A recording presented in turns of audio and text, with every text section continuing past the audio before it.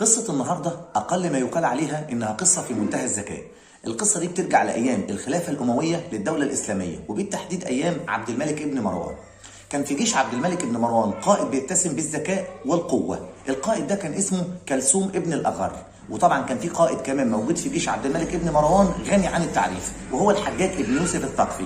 الحجاج ابن يوسف الثقفي هنا كان بيكره كلثوم ابن الأغر، وكان بيكن له بعض الضغائن كده، فقدر فعلا يدبر له مكيده، وبسببها عبد الملك ابن مروان حكم على كلثوم ابن الأغر بان تقطع رقبته بالسيف ويتم اعدامه امام كل الناس.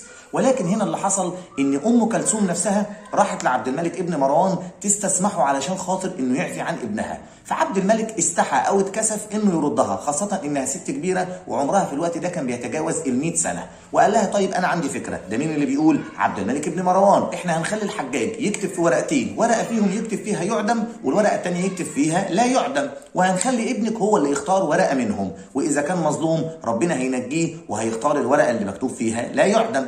الست خرجت من عند عبد الملك ابن مروان وهي متضايقه اكتر. ليه؟ لانها عارفه ان الحجاج بيتسم بالخبث، وان هنا الراجل ممكن يكتب في الورقتين يعدم. وقالت لابنها على اللي حصل، فابنها قال لها خلاص ما تقلقيش، سيبيها وتوكلي على الله. وزي ما ذكرنا ان كلثوم ابن الأغر كان بيتسم بالايه؟ بالذكاء. يجي اليوم اللي هينفذ فيه الاعدام وقدام جميع الناس وقدام عبد الملك ابن مروان، فالحجاج ابن يوسف يبص لكلثوم ابن الأغر بنظره فيها خبث كده وابتسامه، ويقول له اختار لك ورقه من الاثنين. فكلثوم بيروح واخد ورقه منهم ويروح بلعها بسرعه، فقدام الناس بتستغرب. فكلثوم يقول لهم ايه؟ انا دلوقتي اخدت ورقه وبلعتها، يعني ما نعرفش الورقه مكتوب فيها ايه. طب علشان نعرف الورقه مكتوب فيها ايه لازم نفتح الورقه الثانيه ونشوف.